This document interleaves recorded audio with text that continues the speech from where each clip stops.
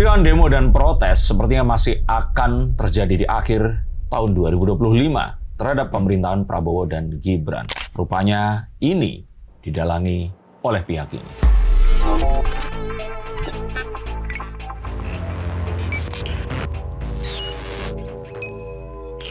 Halo Sensikers, kembali berjumpa bersama saya Denny Darko. Tidak ada yang namanya misteri, yang ada adalah tanda-tanda yang kita semua coba untuk mengerti. Sepertinya Presiden Prabowo ini menolak untuk bisa dikendalikan oleh pihak asing yang berusaha dan berupaya untuk mendapatkan keuntungan dari pergantian pemerintahan yang terjadi. Dan mengapa mereka diduga di balik kerusuhan yang terjadi saat demo, juga penyebaran konten-konten kebencian yang semakin marak di sosial media.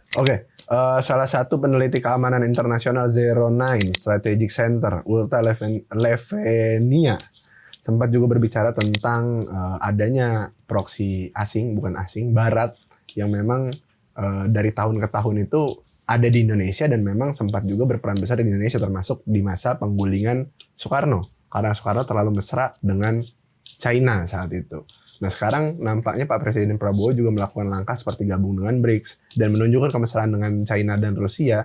Akankah bisa bernasib sama, mungkin digulingkan atau seperti akan berbeda karena China dulu bukanlah China yang sekarang. Artinya Timur dan Barat ini berbeda dengan 80 tahun yang lalu. Dan kalau sekarang ini Pak Prabowo ini memihak atau terlihat condong ke timur, itu sebenarnya untuk mengimbangi kita yang selama ini sudah condong banget ke barat. Politik bebas aktif kita adalah non-blok dan tidak berpihak kemanapun. Maka ini sebenarnya masih tetap sesuai dengan konstitusi dan tidak ada apapun yang dilanggar. Kata Ulta juga menceritakan bahwasanya memang jika tidak mau adanya penggulingan lagi atau mungkin masa kepemimpinan Pak Presiden Soekarno ini terjadi lagi, ini mangsa paling empuknya adalah anak-anak muda di Indonesia. Yang mana anak-anak muda di Indonesia juga sekarang sudah gila-gila terpapar oleh sosial media.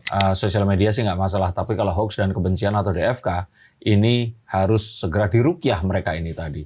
Nah makanya di sini saya mengusulkan, saya setuju dengan satu orang satu sosial media. Atau jika mau menambah ya silahkan, tapi harus dengan pendaftaran yang sangat ketat. Dan harus menggunakan nama asli mereka. Maksudnya satu nama gitu. Saya bukan nama KTP juga. Tapi maksudnya semua orang harus bertanggungjawabkan apa yang mereka sampaikan di media sosial. Saya baru saja melihat ada sebuah akun yang berusaha untuk merosting keluarga Solo dengan mempertanyakan harga Rolex-nya, harga perhiasannya, dan sebagainya. Disandingkan dengan Rolex ya ini kayak 231 gaji UMR. Nggak ada poinnya. Dan kalaupun ternyata ya apakah ini pejabat kok harga? Ya ini kan mereka tidak memamerkan sesuatu yang hanya dikenakan. Mereka yang orang-orang ini yang berusaha untuk memberikan sebuah spotlight, membenturkan ini dengan kemarahan masyarakat. Yang kalau saya katakan di sini, ini kalau mereka mau protes tentang perbedaan silahkan, tapi hanya melakukan seperti itu, apalagi misalkan kontennya saya nggak tahu ini masih dikelola oleh Mas Wowi Mardigo atau tidak, apa-apa komen, hanya memancing kerusuhan. Saya tidak setuju dan ini semua harus ditertibkan. Kalau bisa ditutup. Tapi di sini juga kelemahan pemerintah adalah di mana di saat memang banyak operasi yang berbasis psikologis dari asing atau barat ini, pemerintah ini tidak bertindak cepat menurut Ulta. Betul, tapi di saat yang sama pemerintah bertindak cepat merespon keinginan masyarakatnya. Saya pikir pemerintah ini tidak bertindak karena mereka tidak memiliki satu warfare atau peralatan yang sama canggihnya dengan orang-orang ini tadi. Dan ketakutan pemerintah terutama adalah saat mereka ini bertindak, orang-orang ini akan mempergunakan hak asasi manusia dan hak kebebasan berpendapat. Yang saya katakan, pertama kali memang harus diciptakan sebuah peraturan. Dan jika ternyata hal ini dianggap melanggar peraturan, tentu saja jika menyebarkan hoax, seperti di Singapura, ini ada satu peraturan yang kemarin baru disahkan. Saya menonton ini dari kontennya Dr. Prabu Revolusi. Di sana jika seseorang menyebarkan sebuah informasi dan dia dicurigai informasinya hoax, maka dia harus menjelaskan. Diberikan waktu 1 kali 24 jam. Jika tidak berhasil, maka orang ini akan dikurung atau diminta untuk membayar denda senilai kalau dirupiahkan miliaran rupiah. Di mana memang banyak informasi yang tidak jelas seperti hoax tersebut, tapi pemerintah sudah merespon seperti yang Mas Denny Darko bilang. Tapi kan alangkah lebih baiknya sebenarnya pemerintah ini bisa jauh mengambil langkah seperti meregulasi aplikasi yang masuk ke Indonesia seperti sosial media dan lain-lain. Kenapa tidak? Iya itu tadi, saat mereka mencoba meregulasi, nanti kayak Shell, playing victim. Bilang kalau BBM-nya ini terus dikedepankan ya sebenarnya bukan Shell-nya ya, tapi orang-orang yang berusaha untuk untuk mengamplifikasi ini dengan cara yang negatif. Nah, hal seperti ini sejatinya harus coba untuk gerak cepat, diselesaikan dengan senyap, dan segera disahkan saja. Jika ini memang harus dilakukan, maka lakukan. Saya kira regulasi sosial media memang harus segera dijalankan.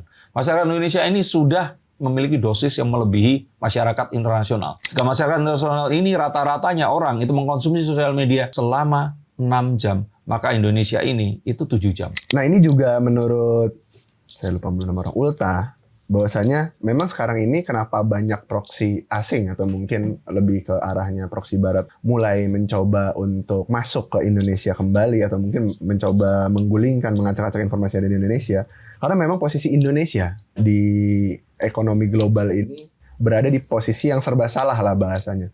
Lantas apakah menurut Mas Dedarko sudah keputusan tepat juga di mana Pak Prabowo ini gabung BRICS dan lebih mesra dengan Cina? Iya, ini adalah satu hal yang positif. Mengingat juga Amerika pun saat ini sedang bersih-bersih rumah mereka sendiri.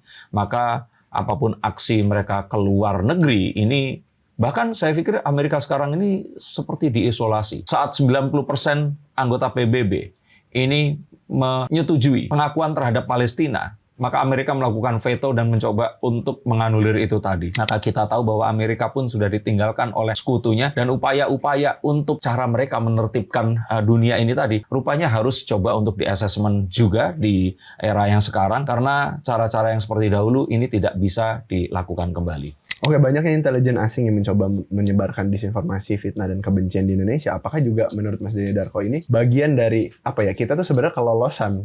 Harusnya kan intelijen kita sendiri sudah memiliki sistem pertahanan jika ada intelijen asing yang mencoba masuk dan mengacak-ngacak Indonesia itu sendiri begitu. Enggak dong, karena kalau intelijen yang dari luar ini negara yang lebih canggih, itu tentu saja nggak akan bisa. Dan intelijen Amerika ini ada di seluruh negara di seluruh dunia. Tujuan mereka bukan hanya untuk menggulingkan pemerintahan, tapi sebenarnya tujuan utamanya adalah mengambil keuntungan sebesar-besarnya. Motifnya itu ekonomi sebenarnya. Tapi mereka akan rela melakukan apapun demi nation interest mereka. Yang belum ada ini adalah nation interest Indonesia. Ini mau apa? Apa yang harus kita lakukan? Di balik semua undang-undang dan juga semua janji kita dalam pasal-pasal sila di Pancasila, ini harus benar-benar jelas. Menurut Ulta juga, di mana sebenarnya semua ini itu bisa dicegah dengan satu cara aja, yaitu membuat anak muda di Indonesia bisa melek geopolitik dan tentunya informasi-informasi intelijen yang sengaja disebarkan. Tapi apakah mungkin untuk di Indonesia mengedukasi seluruh masyarakatnya yang begitu banyak dengan jajaran pulau-pulau yang begitu luas? Begitu? Akan sulit, bukan lebih ke penyebarannya, tapi orang-orang ini akan bisa mengunyah atau mencerna konten seberat itu tadi. Perlu tingkat pendidikan tertentu dan awareness terhadap kondisi